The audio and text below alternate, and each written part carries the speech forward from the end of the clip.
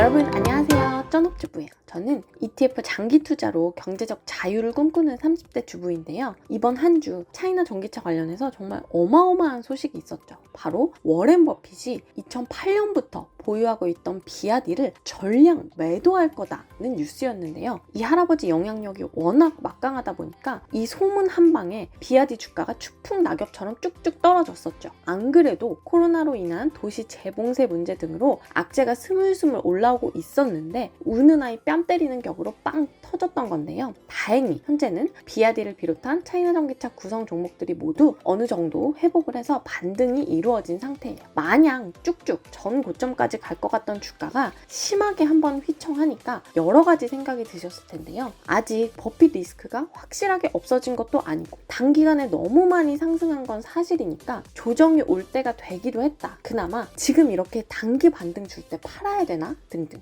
차이나 전기차뿐만 아니라 요즘 시장 상황이 워낙 불안불안하다 보니까 마음이 수시로 왔다 갔다 하실 것 같아요. 그래서 오늘은 관련 소식들을 정리해서 전해드리고 저는 어떻게 하려고 하는지 이런 이야기를 나누어 보려고 합니다. 우선 가장 큰 폭탄이었던 버핏 관련 내용이 어떻게 된 거냐, 갑자기 왜 이런 소문이 확산됐느냐 하면 파이낸셜 타임즈가 처음으로 버핏이 비아디에서 발을 빼고 있는 것 같다는 보도를 했는데요. 이유는 홍콩 증권거래소의 청산 결제 시스템에 2억 2,500만 주가 등록됐는데 이게 정확히 버핏이 가지고 있는 비아디 지분 규모와 일치한다는 거죠. 이게 의혹이 제기된 계기가 됐는데요. 청산 결제 시스템이라는 건 주식을 매도하기 전에 여기에 등록을 해야 하는 시스템인데요. 등록을 했다고 해서 곧바로 매각을 하는 건 아니지만 주식 거래의 사전 단계인 거죠. 이거에 대해서 버크셔 측에서는 아니면 아니라고 말을 하면 될 텐데 그냥 함구하는 걸로 대응하고 있고 똥줄 탄 비아디는 적극적으로 현재 데이터상으로 버핏 지분의 변동이 없다 이런 입장을 내놨어요. 버핏은 2008년에 비아디 주식을 3,001억 원어치 사들여 10년 넘게 쭉 보유하고 있는 걸로 유명한데요. 현재는 그 가치가 10조 원 정도로 무려 33배가 불어난 거죠. 버핏의 보유 지분 비중이 7.7%로 4대 주주에 해당해서 꽤 크기 때문에 버핏의 행보는 많은 투자자들에게 심리적으로 또 만약에 매각이 사실이라면 실질적으로 영향을 주게 돼요.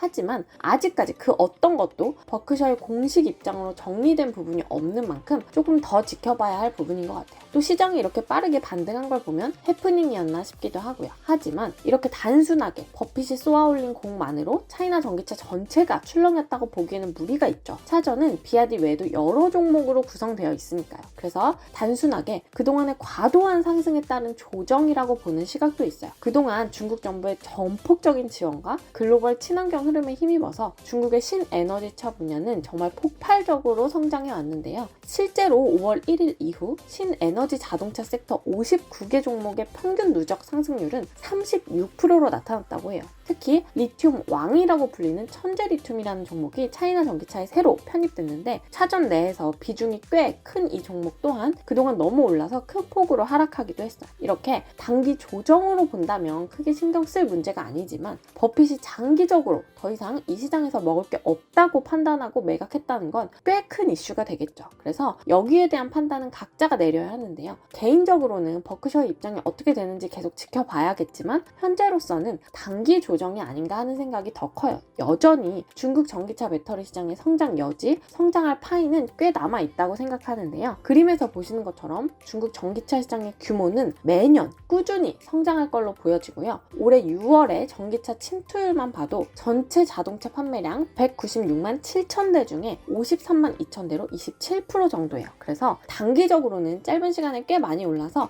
앞으로 좀 왔다 갔다 할 수 있겠지만 중장기적으로는 아직 전체 차 시장에서 전기차가 먹을 시장이 남아있다는 게 개인적인 생각이고요. 그래서 저는 여전히 차이나 전기차를 매도하지 않고 보유하고 있습니다. 여러분들 각자의 상황이 다 다를 테니까 자신의 상황에 맞게 가장 최선의 마음 편한 결정을 하시길 늘 응원하고요. 그럼 오늘도 제 영상이 도움이 되셨다면 구독, 좋아요로 응원 팍팍 부탁드려요. 안녕!